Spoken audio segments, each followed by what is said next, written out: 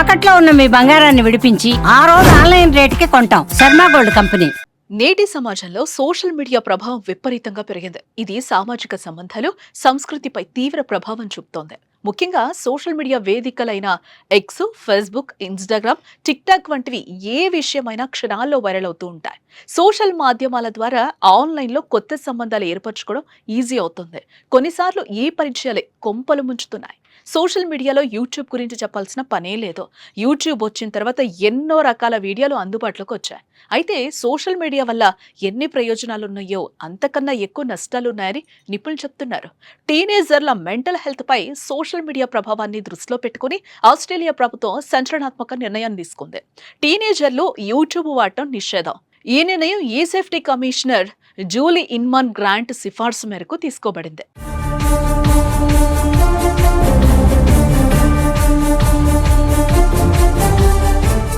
Australia ప్రభుత్వం టీనేజర్లు social media వినియోగాన్ని కట్టడి చేసేందుకు వినూత్న నిర్ణయాలు తీసుకుంది. పిల్లల వయసు ధృవీకరణకు సామాజిక మాధ్యమాల వేదికలే హేతుబద్ధమైన చర్యలు తీసుకోవాలని సూచించింది. ఆస్ట్రేలియా ఇంటర్నెట్ వాచ్డాగ్ నివేదికల ప్రకారం 10 నుంచి 15 సంవత్సరాల వయస్సు గల పిల్లల్లో 37% మంది యూట్యూబ్లో కంటెంట్ చూడటం వల్ల చెడు ప్రభావం పడుతుందని నివేదికలు వెల్లడించాయి. గతంలో సోషల్ మాధ్యమాలపై నిషేధాన్ని విధించిన ఆస్ట్రేలియా ప్రభుత్వం తాజాగా యూట్యూబ్ను కూడా నిషేధ జాబితాలో చేర్చారు.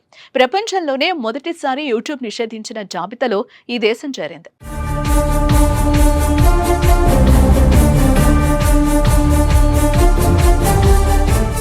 సోషల్ మీడియా వచ్చినప్పటి నుంచి చిన్న పెద్ద వయసు తేడా లేకుండా సెల్ ఫోన్ చూడటం మొదలుపెట్టేశారు. సోషల్ మీడియా ప్రభావం పిల్లలపై పడకుండా కాపాడేందుకు ఆల్బనీస్ ప్రభుత్వం ఈ నిర్ణయం తీసుకుంది. డిసెంబర్ 2025లో అమల్లోకి వచ్చే ఈ కొత్త నిబంధనల ప్రకారం 16 ఏళ్లలోపు పిల్లలు ఇకపై YouTube, Insta, Snapchat, tick talk, Facebook, X లాంటి సోషల్ మీడియా ప్లాట్ఫామ్లలో అకౌంట్లను ప్రారంభించలేరు.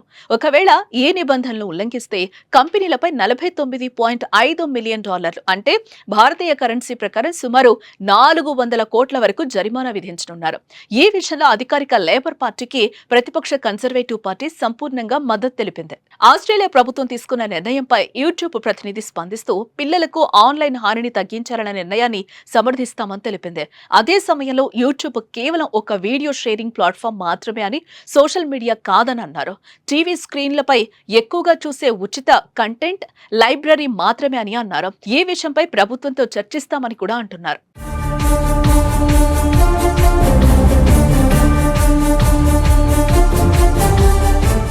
ఈ విషయం గురించి కమిషనర్ జూలీ ఇన్మాన్ మాట్లాడుతూ ఈ నిర్ణయం ఒక్క రోజులో తీసుకున్నది కాదని కూడా అంటున్నారు. 2600 మంది పిల్లలపై చేసిన సర్వేలో 40% మంది యూట్యూబ్లో హానికరమైన కంటెంట్ చూసినట్లుగా తేలిందన్నారు.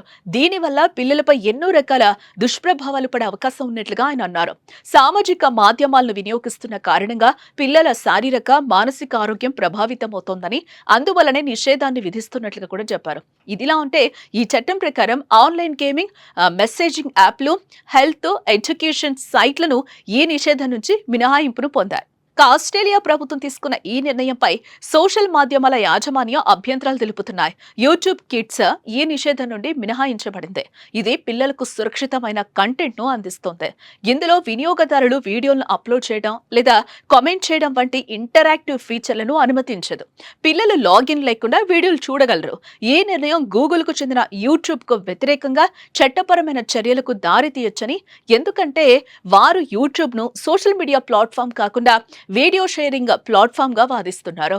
దీన్ని మినహాయించాలని కూడా కోరారు.